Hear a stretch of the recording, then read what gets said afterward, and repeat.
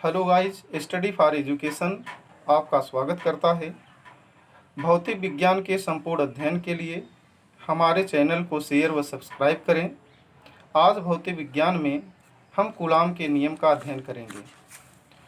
Coulomb का नियम सन 1785 ईस्वी में फ्रांसीसी वैज्ञानिक कूलाम ने दो स्थिर बिंदु आवेशों के बीच वैद्युत बल के संबंध में एक नियम प्रतिपादित किया, जिसे हम कूलाम का नियम कहते हैं।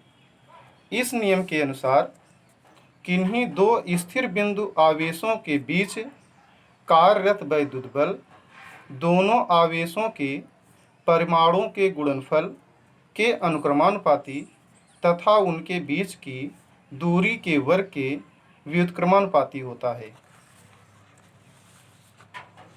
यदि दो स्थिर बिंदु आवेश Q1 व Q2 परस्पर r दूरी पर स्थित हों तो उनके बीच कार्यरत वैद्युत बल F हो तो इस नियम के अनुसार F समानुपाती Q1 Q2 और F समानुपाती 1/r²। देखिए, मान लिया गया कि दो स्थिर बिंदु आवेश Q1 व Q2 हैं, जो दो बिंदुओं A व B पर रखे गए हैं और इनके बीच की दूरी r है। यदि इनके मध्य लगने वाला स्थिर वैद्युत बल F हो तो हम कह सकते हैं F समानुपाती Q1 Q2 और F समानुपाती 1/r²। यदि इन दोनों समीकरणों को परस्पर जोड़ा जाए तो हम इस समीकरण को इस प्रकार भी लिख सकते हैं F समानुपाती Q1 Q2 बटे r²। अब यहाँ समानुपाती चिन्ह को हटाने के लिए हम एक नियतांक लाते हैं, जिसे k से प्रदर्शित करेंगे। अतः इस समीकरण को इस तरह से भी लिखा जा सकता है F बराबर k Q1 Q2 बटे r²। यदि आवेश निर्वात में स्थित हो तो k का मान 9 × 10⁹ न्यूटन मीटर स्क्वायर प्रति कूलाम स्क्वायर होता है। अतः k के मान को इस समीकरण में रखें तो हमें समीकरण प्राप्त होता है F बराबर 9 × 10⁹ Q1 Q2 बटे r²। प्रायः सुविधा के लिए k को 1/4 पाई एप्सिलॉन लिखते हैं, एप्सिलॉन 0 लिखते हैं। अतः F बराबर 1/4 पाई एप्सिलॉन 0 Q1 Q2 बटे r²। इस चिन्ह को एप्सिलॉन 0 पढ़ा जाता है। अतः एप्सिलॉन 0 को निर्वात की वैद्युतशीलता कहते हैं। एप्सिलॉन 0 क्या कहा जाता है? निर्वात की वैद्युतशीलता।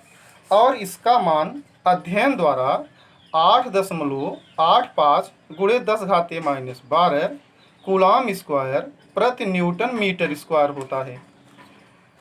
यदि आवेशों के बीच y या कोई परावैद्युत पदार्थ जैसे कांच, जल, मोम, कागज, अभ्रक आदि हों तो इस एप्सिलॉन 0 के स्थान पर एप्सिलॉन 0 k लिखा जाता है। अतः यह बराबर 1/4 pi epsilon 0 k Q1 Q2 बटे r² होगा।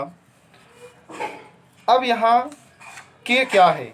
ऊपर का k तो नियतांक था, लेकिन इस k को आवेशों के बीच के माध्यम का परावैद्युतांक कहते हैं। नोट: अब k का मान क्या क्या हो सकता है? वायु के लिए k का मान 1 होता है, यह सदैव याद रखिएगा। वायु के लिए k का मान क्या होता है? 1 होता है। तथा अन्य सभी माध्यमों के लिए k का मान 1 से अधिक होगा। कभी भी k का मान 1 से कम नहीं हो सकता। और धातुओं के लिए तो k का मान अनंत होता है। धातुओं के लिए k का मान क्या होता है? अनंत होता है। और किसी भी अन्य माध्यम के लिए k का मान 1 होता है।